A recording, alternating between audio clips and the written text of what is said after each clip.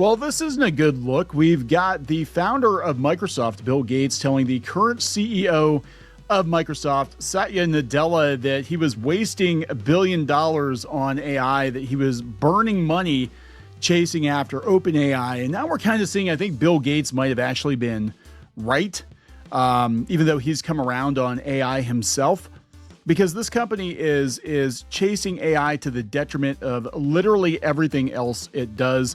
In fact, it got so much worse this week. They just put a new CEO in at Xbox, and you're thinking, well, if they're going to course correct, they're going to bring somebody in with a gaming background. Well, not only did they bring a woman in without any kind of a gaming background, but they got rid of Phil Spencer, they got rid of Sarah Bond, and some people would argue that that's a good thing. But her background is in AI, and a lot of the problems that are happening with Windows 11 right now are reportedly because Microsoft is vibe coding its updates, and they're forcing Copilot into things that people don't want Copilot to be injected into.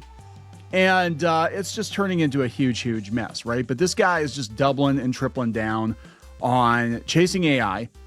And I think we are in the middle. And I said before, I think we're at the beginning stages of the bubble bursting, where it's starting to become very apparent that AI will absolutely be a very useful tool. It is not going to be the solution for everything. It's not going to be the magic bullet that lets companies fire everybody that works for them and save all that money on payroll, right? It's going to have its limitations, and I think we're starting to see that. And Sam Altman, I think, might be one of the the biggest snake oil salesmen in tech history, in business history, because this guy keeps talking to these big companies and they're giving him ungodly amounts of money. And I was looking into this, and they're saying that OpenAI is going to burn $218 billion between 2026 and 2029, and there's no return on investment in sight. So I'm like, what the hell? This is so much worse than Tesla. It's worse than Netflix. Like, it's just absolutely insane. So let's take a look at what Bill Gates had to say. And he has come around. Now, Bill Gates is in hiding, I guess, because he's on the Epstein list. I don't know what's going on with that. He actually noped out of an AI summit in India. Imagine that. But let's talk about this. Before we get into it any further, please subscribe for more pop culture news, views, and rants. Guys, hey, not AI produced. If you go out to Kickstarter, you've still got time to secure a copy of Crimson Wren. This book has been out of print for about 3 years now, and we're going to go back to press with it. We've got some new perks. If you are a fan of steampunk fantasy and just a good action adventure, this is a pretty thick book. It's like 144 pages, full color art, beautiful stuff by Jose Garcia, who is not a bot. Last time I checked, I might have to check in on him to make sure he hasn't been converted to a cyborg, but check it out on Kickstarter. All right, so this is coming from Fortune originally. Microsoft CEO Satya Nadella says Bill Gates told him his big bet on OpenAI would be a flop. Yeah, you're going to burn this $1 billion. So they have it on Yahoo Finance, a little easier to read over here. OpenAI is now the world's most valuable private company. Yeah, but wait for that. But when Microsoft originally invested $1 billion in the startup in 2019, it was less than a sure bet. Microsoft CEO Satya Nadella faced pushback even from the company's co-founder and original CEO, Bill Gates. He recalled during an interview on the tech-focused YouTube channel TBPN. Remember, this was a nonprofit, and I think Bill Gates even said, yeah, you're going to burn $1 billion. Yet Nadella and the Microsoft team weren't swayed by the pushback, while Nadella noted he needed to go through the proper channels and get board approval because of the size of the investment. He said that despite the risk, it was not that hard to convince anyone that this is an important area. We kind of had a little bit of high risk tolerance, and we said we want to go and give this a shot. In 2019, Microsoft viewed the partnership and investment in OpenAI partly as a way to gain a foothold in AI and help promote Azure's AI capabilities. However, Nadella said no one could have predicted the groundwork laid by the first investment, which led Microsoft to eventually pour $13 billion into OpenAI. In retrospect, who would have thought? I didn't put $1 billion saying, hey, this is going to be a 100-bagger. Spokesperson for Microsoft declined Fortune's request for comment. So this is what I think is, we're going to read more of this because eventually Bill Gates comes around. So I think Satya Nadella is basically betting his own reputation on this because he's in so far now he can't pull out, right? He can't be like, hey, you know what? Yeah, maybe we should just pull back a little bit on this AI thing. So not only are they going all in on AI, they're actually building AI upon AI, and I think they're gonna eventually stab OpenAI in the back. I think they're letting Sam Altman do a lot of the work, his company do a lot of the work, and then they're gonna swoop in and take it. They're already building their own backup, but he's also putting an AI first person in charge of Xbox. Like, this is his thing. This is gonna, for better or for worse, Satya Nadella is the AI CEO of Microsoft. Do we even know if this guy exists or he's just a bot? I mean, come on. So Microsoft started reaping benefits of its investment in October as OpenAI restructured to give Microsoft a 27% stake in the company, worth about $135 billion. Microsoft also relinquished its cloud exclusivity with OpenAI, but still struck a deal that would see OpenAI buy $250 billion worth of Azure services incrementally. Yeah, they're just wheeling and dealing everywhere, man. Like, that's the one thing Sam Altman has going for him, is he is able to sell ice to an Eskimo. Can we still say that? You know what I'm saying? Like, he definitely is very good at talking these high rollers into parting with their money. And it seems like it, to me, it's like, do you remember the story Stone Soup? I remember hearing the story when I was a kid where we had this person come into the town and, they didn't have the ingredients themselves to make soup. So they tricked the whole town into giving them ingredients, saying, oh, I'm going to make, stone soup, and people bring the different ingredients or whatever. And he made the soup, and the stone was basically just a trick to get people to give him the ingredients he needed to make the soup. That's a very condensed version of it. That's what this feels like. This feels like, oh, I got this magic bullet, this magic robot, this AI. Just give me a bunch of your money, guys, and we'll make the magic robot go. And then you'll be able to get rid of those pesky employees that cost you too much money. And everything will be so much cheaper and so much better for us. Oh, I just need more money, guys. I just need a couple billion more. Give me a couple billion more. And eventually we'll get there. And what's going to wind up happening, I think, is it's going to be all these companies that gave OpenAI money. They're going to look at each other and be like, yeah, we could have just done that ourselves. Yes, that is.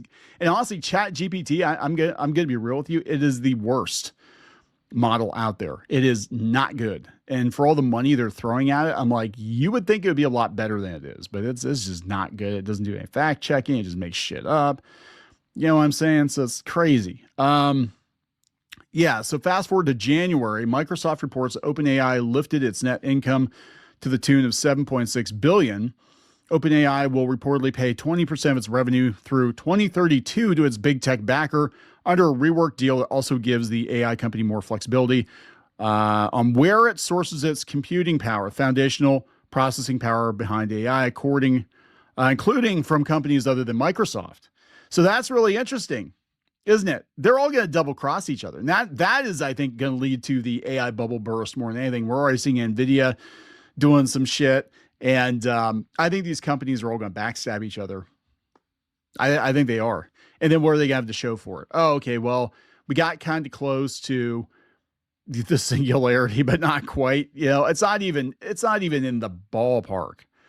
Like, I'm looking at what AI is capable of right now, and it is good at image manipulation. It is good at search and compiling text into not even new text, but reworked text. It would be a good assistant, but it's not worth $213 billion, right? Let's just be real. And what's going to happen, I'm afraid, is they're going to blow the whole thing up, and then like nobody's going to be able to use it even as a tool. And it's like, well, wait a second. If you guys had just shown a little more reserve, you could have given this tool to humans to do more, to get more done. So maybe some of them have a social life. Again, they don't have to work, 16 hours a day in the office. They can work 8 hours a day in the office. You know what I'm saying? But then you're going to blow the whole damn thing up. And we're going to be back to square one. Despite his initial hesitancy, Gates later found himself impressed by AI and its rapid development. Now, so we've gone from that to like AI is not going to work to AI is going to solve all the world's problems.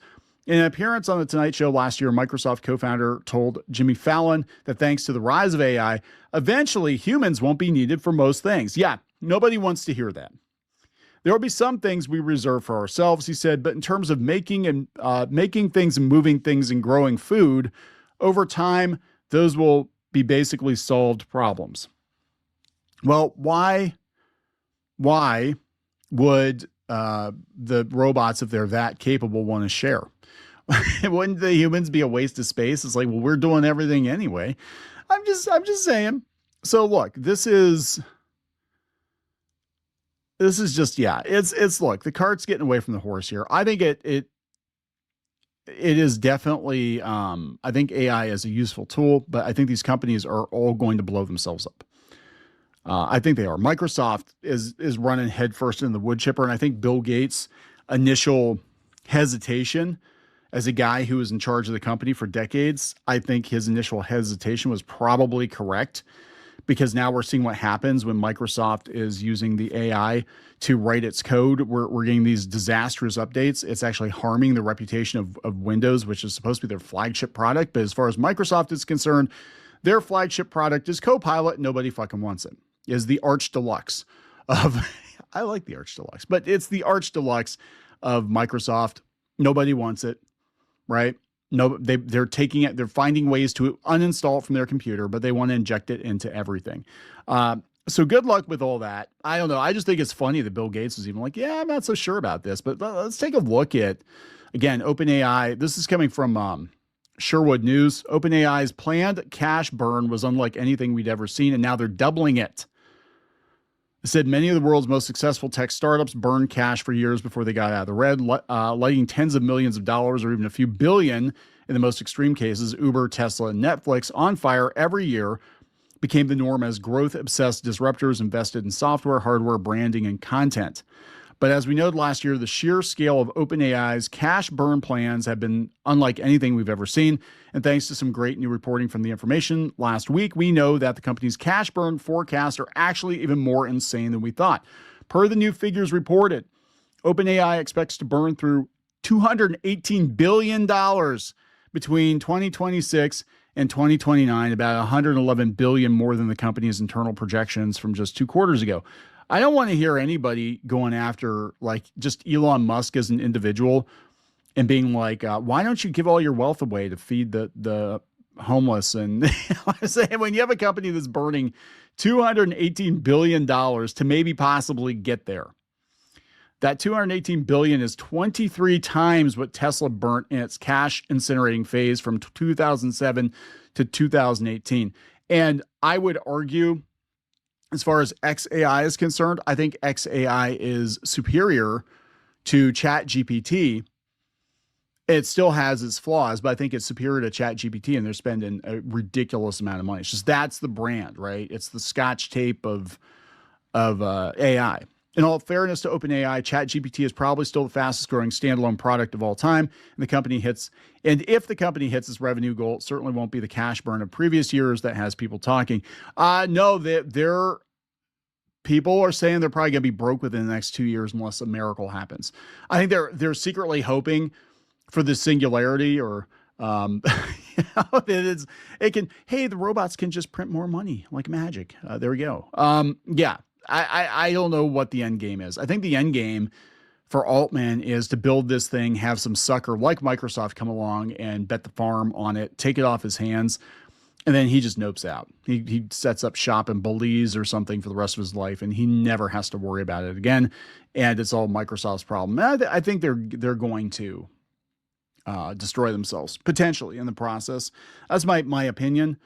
Is after chewing through the equivalent of the GDP of Ukraine, the company expects cash flow to turn dramatically positive in 2030 as revenue soars. I don't know if they're going to last that long.